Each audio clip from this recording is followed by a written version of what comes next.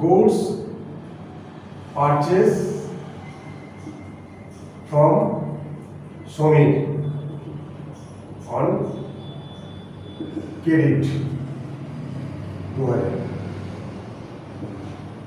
Goods purchase from Samir credit 2000 টাকা, মানে ক্রেডিটে সমীরের কাছ থেকে 2000 টাকা জিনিস কেনা হয়েছে।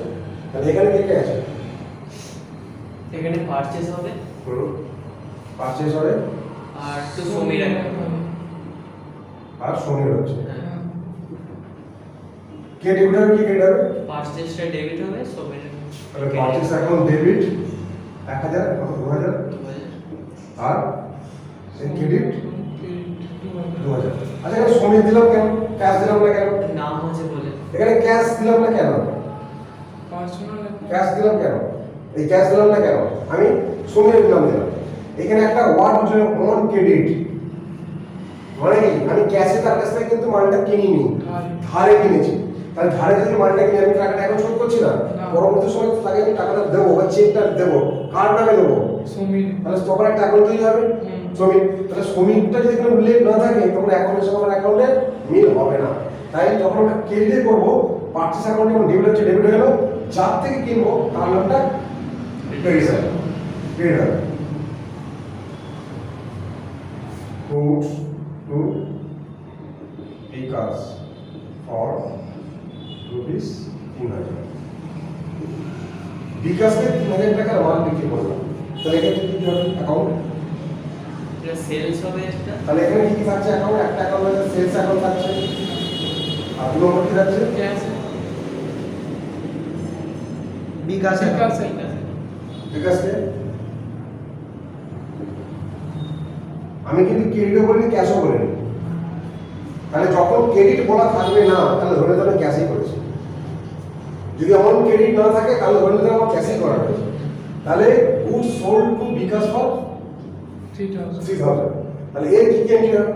Sales account debit to Bikash account কি হবে?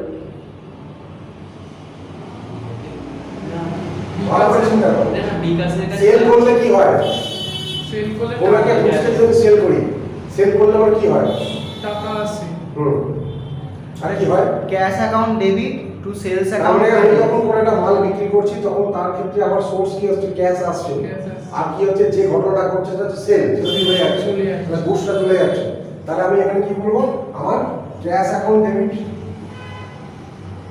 ক্যাশ আসছে, কে ক্রেডিট হবে? To sale account, sale account credit. Cash আসছে, ঠিক পারচেসের উল্টো। পারচেসে কি হয়েছে? চলে গেছে। তাহলে এটা উল্টো হচ্ছে, মালটা চলে যাচ্ছে, পারচেস আসছে। তাহলে এই এসছিল মানে পারচেসটা ডেবিট হয়েছিল, এই চলে যাচ্ছে মানে ক্রেডিট হবে। সেই আগেকার নিয়ম। Sold goods to Haru for rupees 3500 on credit. এখানে কি বলা আছে? On credit. তাহলে এখান থেকে কি হবে? মানে ক্যাশের জায়গায় শুধু ইয়ের নামটা চলে আসবে। তাহলে কি করেছি? মালটা আমি বিক্রি করেছি, কাকে বিক্রি করেছি? কাকে বিক্রি করেছি? হারুকে। তাহলে হারু অ্যাকাউন্ট ওটা অ্যাকাউন্ট ডেবিট কি করেছি? Sales to sales account credit. কত? 2500। কিছু কিছু অ্যাকাউন্ট যেগুলো সবসময় ক্রেডিটই হবে, কিছু কিছু অ্যাকাউন্ট সেটা সবসময় ডেবিটই হবে। সেলস কখনো ডেবিট হবে না, হবে অন্য সময় হবে।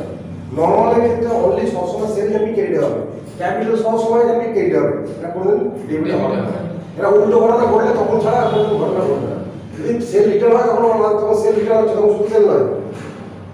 যখন আমার এই মালটা আমি বিক্রি করেছি কিন্তু মালটা সেটা থেকে রিটার্ন এসছে, সেল রিটার্ন হবে, তখন সেটা ডেবিট হতে পারে। কিন্তু তখন সেটা সেল রিটার্ন হচ্ছে, সেল শুধু একা হচ্ছে না, সেল কখনোই কিন্তু ডেবিট হবে না। এই কথা বলা ঠিক আছে? এটা হচ্ছে আপনার